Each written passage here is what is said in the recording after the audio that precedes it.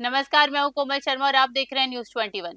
राजस्थान को योग के क्षेत्र में अंतर्राष्ट्रीय पहचान दिलाने वाले आयुर्वेद योग प्रशिक्षक आज खुद आर्थिक बदहाली के मोड़ पर खड़े हैं। अखिल राजस्थान योग प्रशिक्षक महासंघ के आह्वान पर सैकड़ों प्रशिक्षकों ने राजधानी जयपुर के शहीद स्मारक पर सांकेतिक धरना देकर सरकार के खिलाफ जमकर प्रदर्शन किया।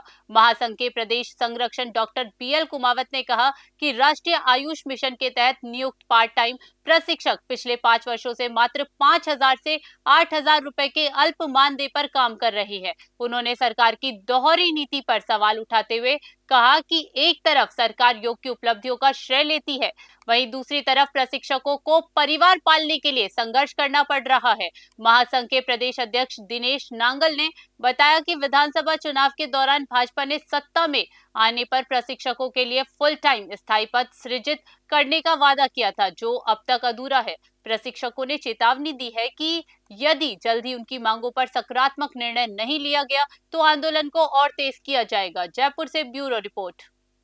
मैं डॉक्टर बीएल कुमावत, मैं आपके चैनल के माध्यम से बताना चाहता हूं कि राजस्थान में आयुर्वेद औषधालयों पर योग प्रशिक्षक लगाए हुए हैं। महिला योग प्रशिक्षक को 5,000 रुपये मिल रहे हैं और पुरुष योग प्रशिक्षक को 8,000 रुपये मासिक मानदेय दिया जा रहा है। 1 घंटे की नौकरी दे रखी है सरकार ने।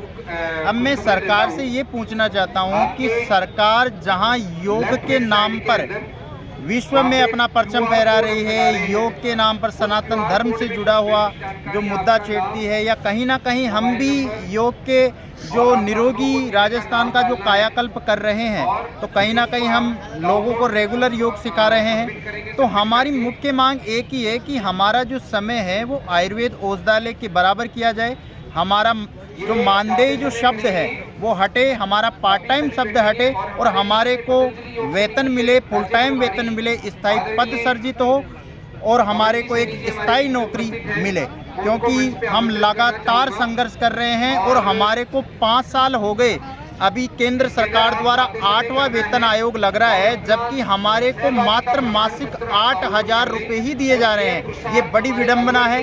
ये हमारे योग प्रशिक्षकों का दुर्भाग्य है कि हमारे को केवल 5,000 एवं 8,000 रुपये मासिक मानदेय दिया जा रहा है, जबकि राजस्थान विधानसभा चुनाव में भाजपा नेताओं ने योग प्रशिक्षकों से वादा किया था कि अगर राजस्थान में डबल इंजन की सरकार बनती है तो हम निश्चित रूप से आयुर्वेद योग प्रशिक्षकों को फुल टाइम करेंगे, उनका वेतन बढ़ाएंगे और एक स्थायी पद सृजित करेंगे। तो वो हमारी जो लंबित मांग है, 2 साल पूरे हो गए सरकार को, लेकिन अभी तक वो अधूरी पड़ी है। हमारा यह केवल आज एक दिन का सांकेतिक धरना प्रदर्शन है।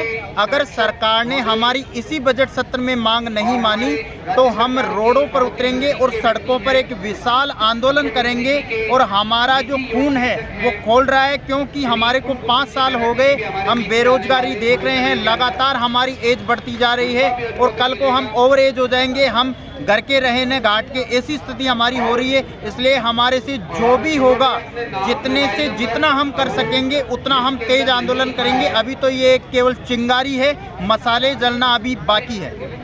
मैं दिनेश नांगल, प्रदेश अध्यक्ष अखिल राजस्थान योग प्रशिक्षक महासंघ। हमारी मुख्य मांग यही है भाई जी कि 2022 समझौता कैडर में हमें शामिल किया जाए, फुल टाइम और वेतन वृद्धि, स्थायी पद सृजित। अगर ये मांगे सरकार ने हमारी नहीं मानी तो अभी पंचायत राज चुनाव आ रहा है, उसमें रिजल्ट देखने को मिल जाएगा भाजपा सरकार को। और ये योजना भी भाजपा सरकार की है, इस पर भाजपा सरकार को अमल करना पड़ेगा।